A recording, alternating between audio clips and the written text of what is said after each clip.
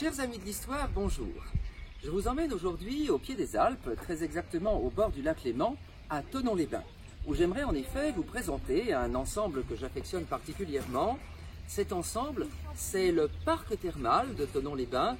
Je trouve qu'en effet, il est resté très caractéristique de ces villégiatures élégantes de la Belle Époque.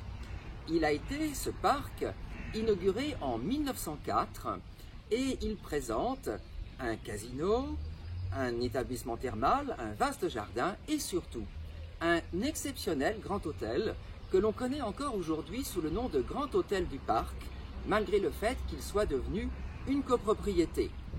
Son architecte, Henri Martinet, est une célébrité de l'architecture hôtelière.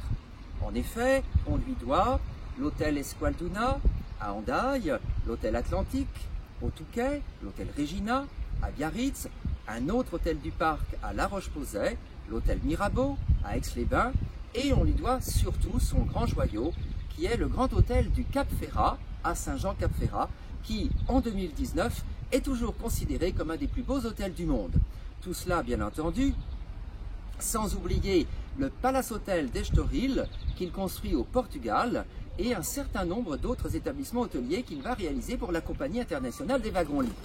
Henri Martinet, l'auteur du Grand Hôtel du Parc de Thonon-les-Bains, est donc une star de l'architecture et en 1904, il va réaliser un petit joyau.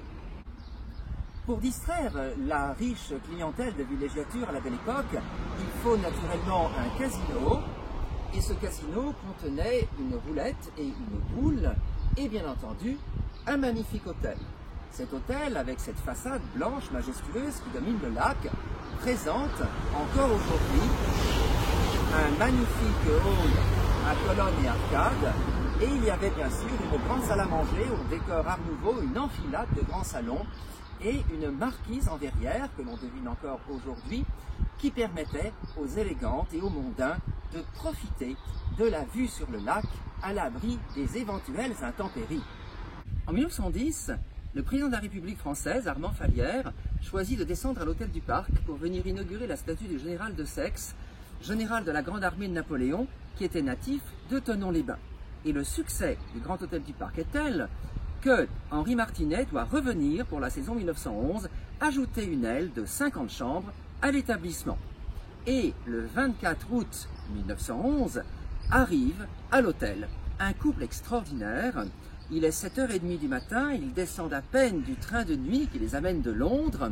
Elle, c'est une femme, c'est une peintre, elle est américaine, et lui, il est persan, nous dirions maintenant il est iranien, et il va développer avec cette femme, Juliette Thompson, une des plus étonnantes philosophies de la Perse, une sorte de religion, on appelle la religion Baïa. Et ce couple qui débarque ce matin d'août 1911 a certainement été le plus extraordinaire de tous les couples qui arrivaient à l'hôtel, puisque l'histoire raconte qu'il arrive en poussant une brouette qui était surchargée des bagages de l'américaine. Au début des années 20, Stéphane Grappelli, violoniste et musicien de jazz qui a fait une carrière exceptionnelle, commencera donc à se faire connaître en jouant au piano-bar du Grand Hôtel du Parc à Thonon. Mais malheureusement, les années 30 seront moins fastueuses.